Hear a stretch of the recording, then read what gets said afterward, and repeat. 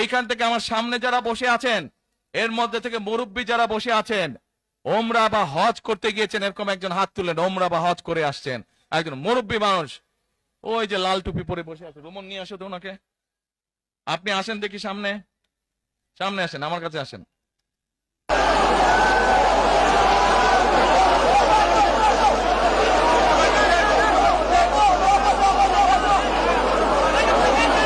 চশমা খুলছে, চশমা খুলছে।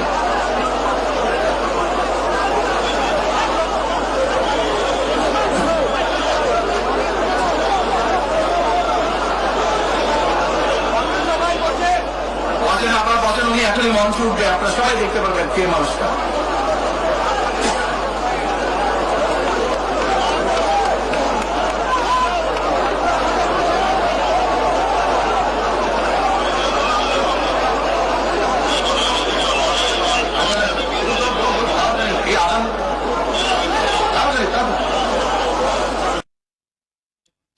কি নাম আপনার? এটিএম হেলাল। ওই এইদিকে বলেন। এটিএম হেলাল। বাড়ি কই? সুনামগঞ্জ। বাড়ি সুনামগঞ্জ। সুনামগঞ্জ কোথায়? শান্তিগঞ্জ। এই সুনামগঞ্জের মানুষ আছে এখানে? এই লোক আপনাদের মানুষ? আচ্ছা, এখন বলেন, কবে গেছিলেন আপনি? হজ না উমরায় গেছিলেন? উমরাতে গেছি 16তে, হজে গেছি 17তে। উমরাতে গেছেন 16তে, হজে গেছেন 17। এখন আমাকে বলেন, আপনি তো উমরা হজ করে আসছেন, যে মাইকের সামনে দাঁড়ান। আপনি কাবা শরীফে গেছেন? জি। কাবা শরীফের মালিক কে? আল্লাহ। জোরে বলেন। আল্লাহ। কাবা শরীফের মালিক কে? আল্লাহ। আল্লাহ। আমরা মুসলমান সবাই, এই দিন দুনিয়ার আমরা যে পৃথিবী দেখি, এই পৃথিবীর মালিক কে? আল্লাহ। এই সূর্য নক্ষত্র যা দেখি তার মালিক কে? আল্লাহ। বেহেশতের মালিক কে? আল্লাহ। দোজখের মালিক কে? আল্লাহ। আচ্ছা, দাঁড়ান, এবার আপনি বসেন এখানে।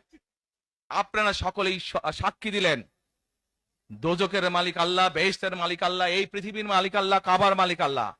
আরে ভাই, যেটার মালিক আল্লাহ, সেটা কি অন্য কেউ দেওয়ার ক্ষমতা রাখে?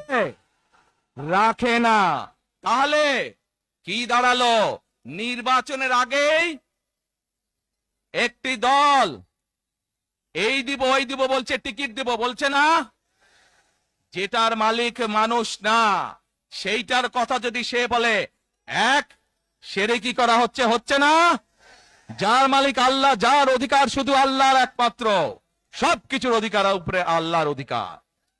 কাজেই আগেই তো আপনাদেরকে ঠকাচ্ছে, নির্বাচনের ফলে তাহলে কেমন ঠকাবে আপনাদেরকে বোঝেন এবার। শুধু ঠকাচ্ছেই না মানুষকে, যারা মুসলমান তাদেরকে শিরকি করাচ্ছে তারা। নাউজুবিল্লাহ।